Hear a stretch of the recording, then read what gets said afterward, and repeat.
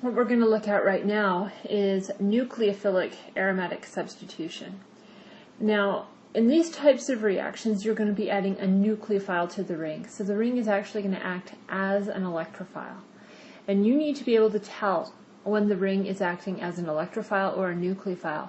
You can't do that just by looking at it. It's impossible, because the groups on the rings are sometimes okay to do electrophilic aromatic substitution, and sometimes they're okay to do nucleophilic substitution. The key to knowing which mechanism you are dealing with, the key is what's on the arrow. You need to be able to identify what's on the arrow as whether or not it makes an electrophile, something that's positive, or whether it is something that is a nucleophile. In other words, it's an electron pair donor. It may or may not be negative, but it will have lone pairs. So these are the things you need to look for. Look at what's on the arrow to know whether or not you're talking about electrophilic aromatic substitution or nucleophilic aromatic substitution.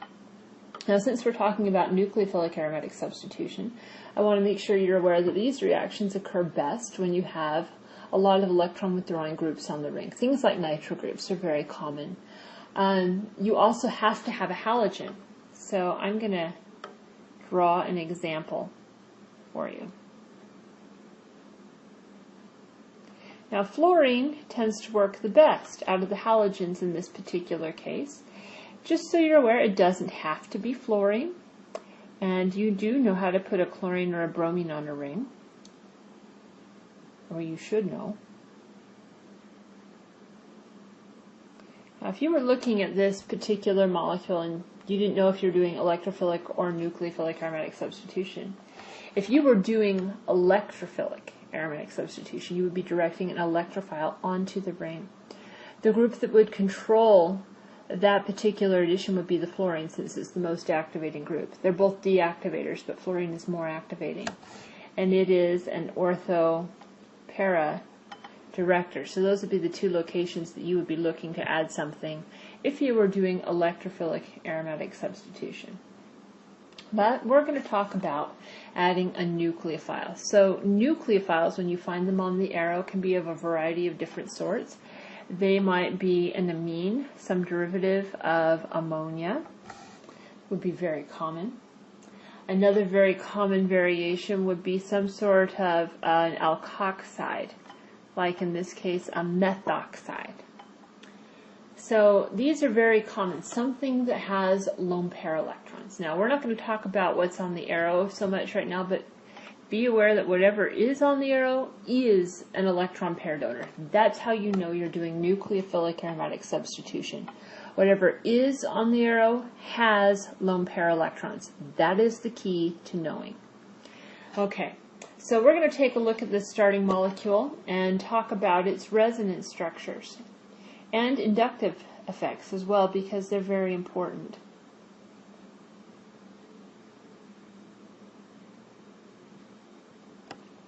Now, hopefully you remember that the fluorine is electron withdrawing by induction, and the nitro group is electron withdrawing by induction and by resonance. So we can draw some resonance structures from that nitro group, and that's what we're going to do. Now, the nitrogen-oxygen bonds are polarized toward the oxygen because it's more electronegative. So the oxygens themselves are pulling electron density away from this nitrogen. As a result, it needs to compensate for the loss of electron density by resonance there, and so it pulls electron density out of the ring toward itself. And you can get a resonance structure for that. This is actually the most important resonance structure, and I will have to come back to it in a minute. I want to draw all the resonance structures for you first.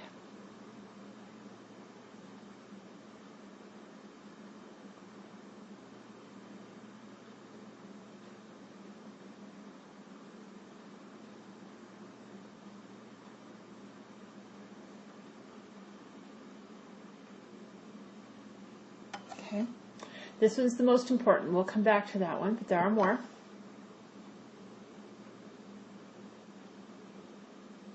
Actually, let me go back for just a second.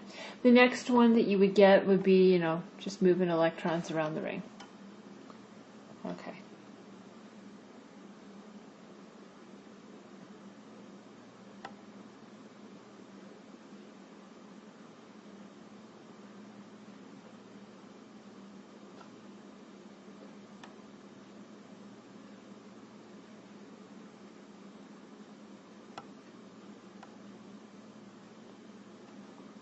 Get yet another resonance structure as we move electrons around the ring.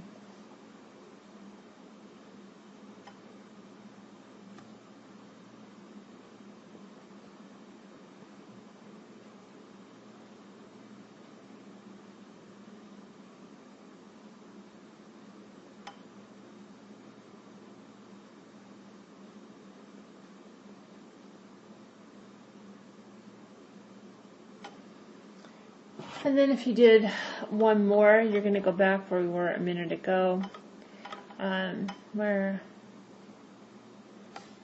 the ring electrons are all intact, and you've got this nitro group here. I want to go back here, though, for a minute to this one right here. This is the predominant resonance structure for a couple of reasons.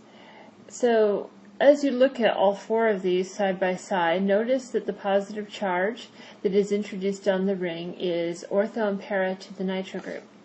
If you place your halogen in one of those positions, you get an enhancement at this one right here, because the fluorine is also electron withdrawing, as would be any other halogen. So the positive charge right here gets a double whammy. The fluorine is withdrawing electrons toward itself, and the nitro group is withdrawing electrons by resonance. So this particular carbon that my blue arrow is pointing at is the most positive carbon on the ring due to resonance and induction of the halogen. So we've got a carbon that is more positive than the others in the ring. Now, with this one in mind, because I'm going to use this one, the next thing is for your nucleophile to add, since positives and negatives attract each other. So let me redraw that particular resonance structure, because that's the important one.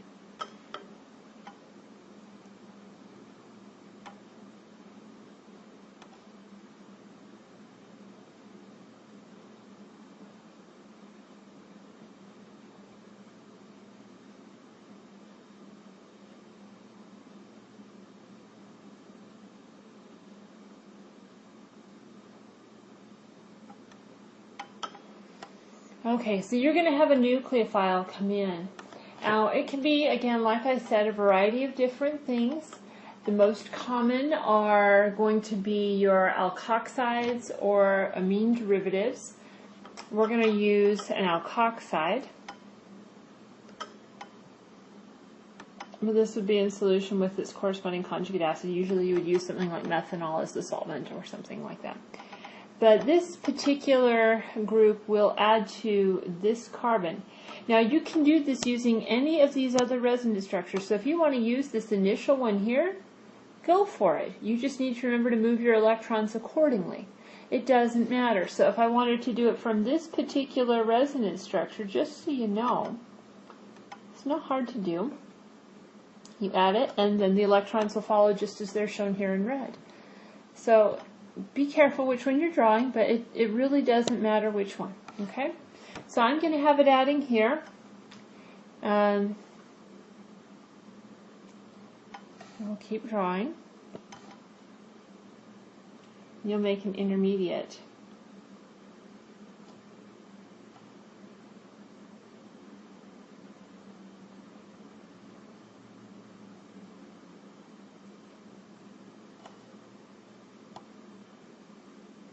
Now this is what I had drawn.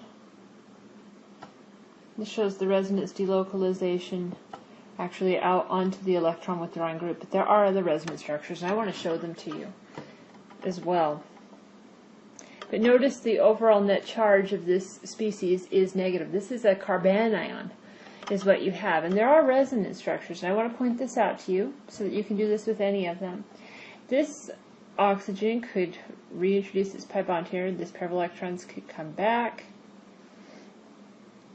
I don't know if I drew that quite the way I like. Let me try that again. This pair of electrons comes back to this carbon. I hope you can tell it's the carbon and not the bond. As this occurs, we can draw a resonance structure, and I'll draw a couple more on the next slide.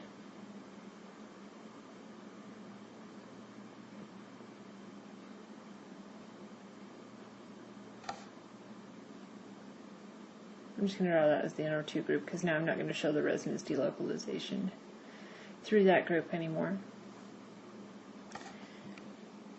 Okay, so this is one of our resonance structures. What you can do at that point is this lone pair can then be used to make the pi bond here, and you can move this pair of electrons out.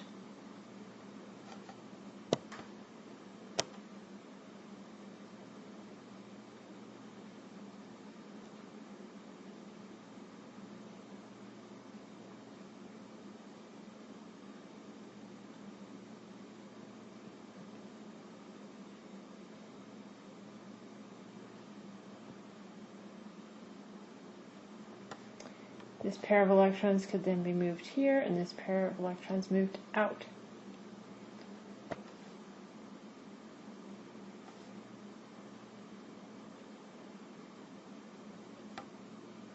The point is you have resonance delocalization of a negative charge on the ring instead of a positive charge. That's the big difference between electrophilic and nucleophilic aromatic substitution. If you add an electrophile, you've got positive charge on the ring. If you add a nucleophile, you've got negative charge on the ring. Okay, so this is the pieces and parts that we now have. Now, what occurs is from any one of these resonance structures, and it doesn't matter which one, you will reintroduce the aromaticity of the ring. So this is not a resonance arrow, this is a mechanism arrow. You reintroduce the aromaticity of the ring and you kick out the leaving group. Now the halogen will be the leaving group, and fluorine is the best leaving group because it is the most electron negative, therefore it is the most electron withdrawing. So at the end of the day, you replace one group for another.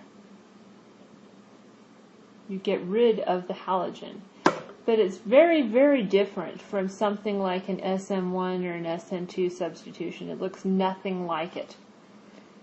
So this is also called the addition-elimination mechanism. But this occurs, again, when you have strong electron withdrawing groups on a ring and a halogen. Those are the main things you were looking for. And it works best when these electron withdrawing groups are ortho or para to the halogen. And the more of them you have, the faster the rate of the reaction becomes.